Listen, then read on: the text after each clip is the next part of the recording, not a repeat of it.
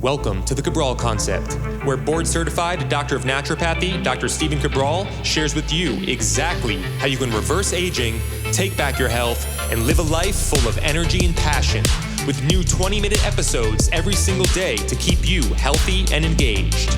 Now, here's your host, Dr. Stephen Cabral. All right, everybody, we are back. We're here with our second Cabral HouseCall of the weekend. We're going to get to another 5 or 6 questions today on all things wellness, weight loss, weight gain, anti-aging, longevity, high performance health, you name it. If it has to do with health, we're going to tackle that topic today. No medical advice, medical treatment plans, medical cures, or medical diagnosis will be given, but we're going to do something better. We're going to look for underlying root causes. We're going to help people to heal. Let's get started. Marina, am I correct here? Marina is up first. Why do I remember that name from yesterday? Oh, there's a Marina yesterday as well. I don't know if it's the same one, but hello, Marina. She's back. So here we go. Marina says, hi, Dr. Cabral. There's so much confusing information out there about the foods to eat. Eat meat, don't eat meat. It causes health issues. Eat more plants, don't eat plants. They're trying to kill you. I listen to vegetarian community and they make good arguments. I listen to carnivores, they make good arguments. What do? Is golden middle the best? Some say the more variety of foods, the better. Others say there is no evidence. All you need is meat and fermented foods. Please share your thoughts. Okay. So I've shared my thoughts many, many times on this. It's in my book, The Rain Barrel Effect. It's all over the Cabral Concept. I have podcasts on the mounting evidence against meat. I have podcasts against the keto diet, the carnivore diet. I'm not against meat. I eat meat. I eat fish. I eat eggs once a week. I eat all these foods. Here's the thing. What I look at is not anecdotal evidence. Anecdotal evidence is nice. It is. There's no doubt about it. But I always ask why a person's doing something. Most people that go carnivore are looking to either lose weight or help with autoimmune issues or bloating digestive issues. That can, if you truly know the pathophysiology of the gut and the digestive system, it is very easy to pick out that these people have either candida overgrowth, small intestinal bacterial overgrowth, H. pylori, or they have parasites. And so it's not really the food's fault. They have yeast and bacteria that are going to ferment these foods. So if we could just help them with that, if they ran the big 3, which is the food sensitivity, candida metabolic and vitamins test, and the bacteria and parasite stool test, they would just see the imbalances they have and then we could fix them. They wouldn't need to eliminate all these foods. The whole thing about plant toxins is absolutely absurd. I mean, it really is. It's so far overblown. Lectins and oxalates, again, we're going back to, are some of these things an issue for some people? Sure. Are they an issue because those same people oftentimes have deficiencies in certain nutrients like vitamin B6 or magnesium or zinc? Yes. Do they also have gut imbalances as well? Most likely. Even the author who wrote the book, The Plant Paradox, I believe it's called that, at the end of the book, you read the whole book, and he says, but you probably don't need to eliminate lectins for the rest of your life once you fix your gut. Yeah, which is, yes, that's the truth. So you want to eat like the healthiest diet in the world is a variation of the Mediterranean diet. There is no better research. Like if you're a betting individual, it's the Mediterranean diet, and then you're going to make it your own. No, you don't need to eat bread and pasta. Like that doesn't have to be it. You can eat sweet potatoes, yams, all sorts. You can make it even healthier if you want, right? Some meat, some fish, some animal-based protein. The longest living people in the world do not have a diet predominantly of meat. There is no long-lived population that lives 80 plus years that has sustained themselves on meat only. Even I don't want to name names, even the doctor who put carnivore in their name no longer is carnivore. They're not. They eat tons of fruit. They eat honey. They eat maple syrup. They eat all sorts of things. So yeah, I talk about this in depth if you want, inside of, well, it's free in the podcast, but also inside of High Performance Health. You can find that highperformancehealth.org. You can look up all the research I have in the blue zones. I had Dan Buettner as a guest expert in high performance health, and so much more. So yeah, it don't have to be too confused. You customize it for yourself. 7 to 9 servings of fruits and veggies every day. More veggies if you need more veggies. You get your lean protein, all that good stuff. All right, I'm going to move on because I could rant on this all day, and I have. I've talked about this on many, many podcasts, and we can find them for you if you'd like, just by going to cabralsupportgroup.com and asking that question. All right, Tonya's up next. Hi, Dr. Cabral. A few months ago, my eye was swollen, and then it was like I had a bump that moved in my upper eyelid, and then it turned into a bruise and disappeared. A couple weeks later, my other eyelid did this. Then again, only this time, it never bruised and the bump never went away. I now have 3 bumps in my left eyelid. They did not hurt at all. What could this possibly be from, and how do I get rid of it? It's been a couple months now. Thank you. Okay. So I don't know if this is what you have because I can't provide any medical diagnosis, medical cures, medical treatment plans, or medical advice of any kind. However, this sounds very much like a chalazion cyst. Phonetically chalazion, but chalazion is how it's pronounced. And what it is essentially a blockage in the oil gland. It's not usually an infection, but it can happen randomly, or what seems like might randomly. You might have gotten a mosquito bite on the eyelid. You might have got inflammation in the eyelid from conjunctivitis that then moved to a chalazion cyst. You might have, you might have got bumped in the eye. And so anything that blocks that oil duct and allows it to swell can turn into this. It usually self-resolves within a month or 2, but sometimes it does take months. We typically recommend looking at overall gut immune function, doing something like the immunity protocol, getting your vitamin D, your zinc, your vitamin C, and your omega-3s. We do recommend hot compresses every 3 hours or so minimum, hot washcloth just over the eye. You can use a hot rice pack if you'd like as well. That's typically what we do. And we sometimes even colloidal silver spray in the eye, and we can get quite good results with that. So hopefully that's helpful. All right, Paige is up next. Dear Dr. Cabral, my husband just experienced a severe allergic reaction to a fire ant bite that sent him into anaphylactic shock. I don't know why I couldn't pronounce that. While we were in the ER, I kept wondering if there was an underlying cause spurred this response. He has been bit before and never reacted in this way. We were told that subsequent bites and stings could lead to a more intense reaction.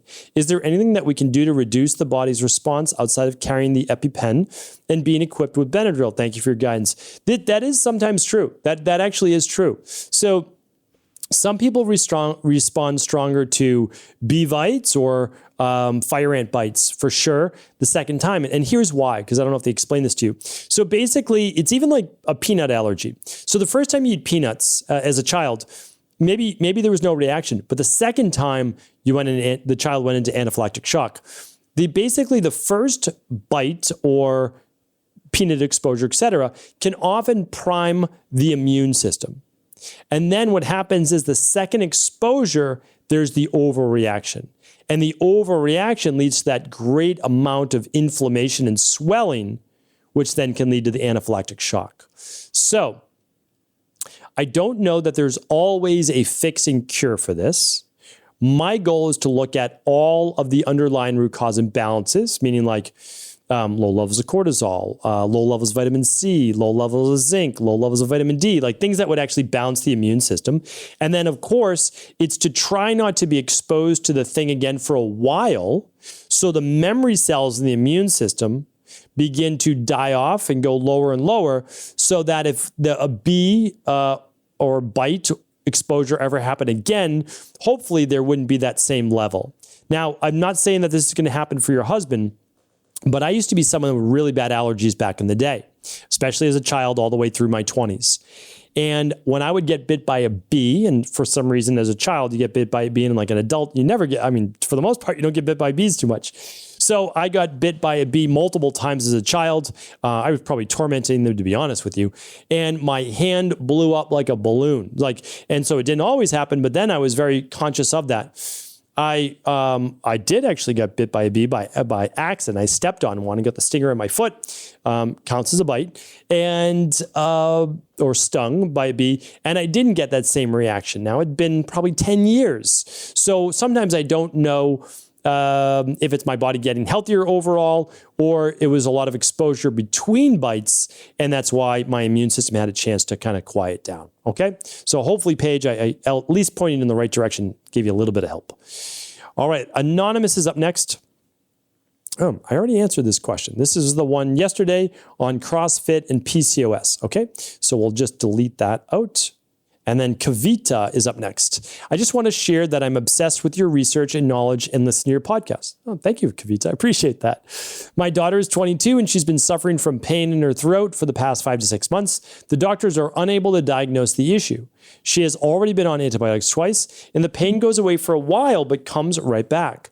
The ENT specialist told her that her tonsils might be inflamed and gave her antibiotics last month, which took care of the issue for a bit, but her pain is back again. She is so frustrated. She has asthma or had asthma as a child and takes her maintenance medication for a daily. Singular 5 milligrams is on Allegra for allergies. I'm wondering whether these can be stopped as she has not had an episode of asthma in a while. Any help would be appreciated. Okay. So again, I can't give you any medical advice. However, as a child that was on Singular, which I was, and on Benadryl and Sudafed and all these different types of things, they are very detrimental to a child's health and an adult's health. Now, I'm not telling you to come off of them, but what I will say is they can very much damage the adrenals, the HPA axis, the hypothalamus to pituitary adrenal axis, the overall immune system, and inflammatory response, and what's called Th1 to Th2 immune dominance. I talk about this again in my book, The Rain Barrel Effect, which is free. You just pay shipping. So I really want everybody to take advantage of that if they can. I pay for the book. I just ask you to pay for the shipping. All right, just a small sip of water there. And so let's look into this. She takes antibiotics and she feels better for a period of time. I think it's safe to say then that there is some type of potential bacterial or inflammatory based issue. I think it'd be very easy for an ENT specialist, ear, nose, and throat specialist, to look at her tonsils, which are right in the back of her throat, and see if they're swollen, right? Like, not might be inflamed. Are they inflamed? Yes or no? And then they can, I've given this before, but your daughter, let's see, how old is she? She's 22. Okay. So she could do fire cider gargles. She doesn't have to swallow it. Gargling fire cider, spraying the back of the tonsils with the Nutribiotic spray, as well as the colloidal silver spray can also be excellent. You can do those 3-4 times a day each.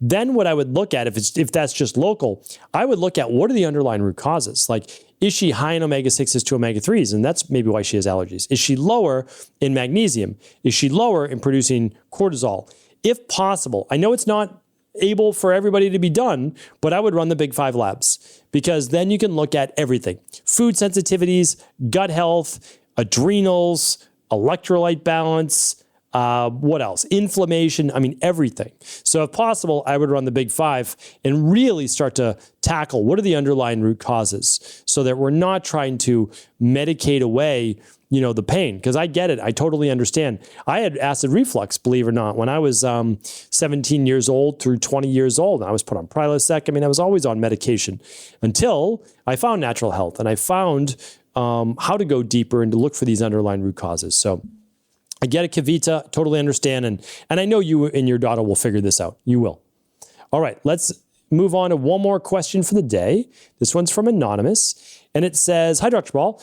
As an IHP2, it is very hard dealing with your own personal health issues and feeling like there are no answers. I've been getting a blister-like rash on different fingers for the last year. There was a few months gap where it did not happen. I cannot pinpoint a trigger. I did the CBO protocol last year as an attempt to resolve it. I have researched it, and it could possibly be dyshidrotic eczema, but I also get nerve pain with it. I have herpes simplex 2, wondering if this could be moving through my body. I cannot afford lab work right now. I've done the heavy metal detox, parasite detox, and CBO and FM detoxes. I've done the entire virus protocol more than once prior to having this rash.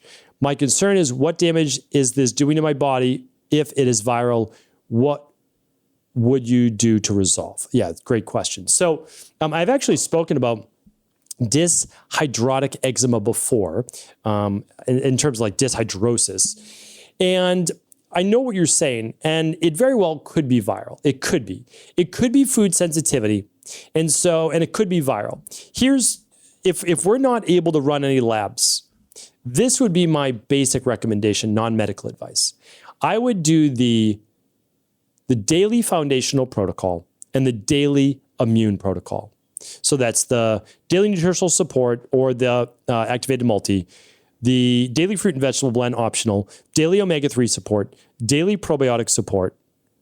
I would do the vitamin D, the alkalizing vitamin C, and the balancing. Okay, so I would do that. That's going to take care of like the majority. Then, let's see, is this only local on the finger? I would definitely spray the finger with, or I would wash it probably with apple cider vinegar. And then I would use either an L-lysine grapefruit seed extract stick like you would do for herpes sores, or I would use colloidal silver. And I might potentially try colloidal silver as well, 1 to 4 teaspoons per day for 3 to 4 weeks, and then wean down by about a teaspoon per week. And yeah, that's what I would do. And then I would definitely, you've seen my viral protocol. That's at How to Destroy Viruses. You can just search that at StephenCabral.com /podcasts. That's where I would start. Yes, that's where I would start. Especially since you haven't done the viral protocol since having the rash, because you did it prior to the rash. So I might do that viral protocol as well after a couple of weeks of being on the foundational support and the immunity support. All right. So Anonymous, I wish you well. You're going to be able to figure this out. Again, no doubt about it. I truly believe this. Everything is figure outable. Don't give up. The last thing I would recommend is look into, if you're not going to run the food sensitivity test, look into my podcast on how to create a rotation diet. It can be a game changer for you, and you can start to rotate when the fingers flare up with certain foods, etc. All right. Thank you, everybody. I appreciate you. You're amazing. And I'll be back tomorrow on our Mindset and Motivation Monday, the best way to start the week. Take care. Before you go, I wanted to ask you this question. What if I could teach you in just a couple of hours how to transform your thyroid, hormones, adrenal, cholesterol, blood pressure, blood sugar, weight loss, energy, mood, brain, pregnancy, anti-aging, or many other health-related issues? After 20 years in private practice, after seeing and overseeing 250,000 client appointments, I sincerely feel I have the real-world data and have found the answer you've been searching for. So what I've done is spent hundreds of hours of my own time refining what you need to know in order to uncover your underlying root cause health issues and then begin to rebalance the body and bring it back to a state of robust health and wellness. I'm going to teach you exactly what I do in my private practice so you can understand how you got here and now what you need to do in order to heal. You'll receive all of the important success checklists, protocols, and even ways to customize it to make the program fit your busy life. And you'll get all of this at a fraction of the price. Let me save you the time, money, energy, stress, and frustration of not knowing what to do next. Instead of reading dozens of books on the topic and seeing multiple practitioners, I will condense everything that you need to know in just a few hours of video tutorials that you can watch and listen to anywhere. Together, we will make this healing process an enjoyable one that you can take with you for the rest of your life. I wish you all of the best of health and happiness, and I hope to be able to guide you on your healing journey through my health results accelerators. Simply choose the health imbalance you're currently suffering from, and by the end of today, you'll know what went wrong and how to get well again. I guarantee it. For details, head over now to StephenCabral.com/courses.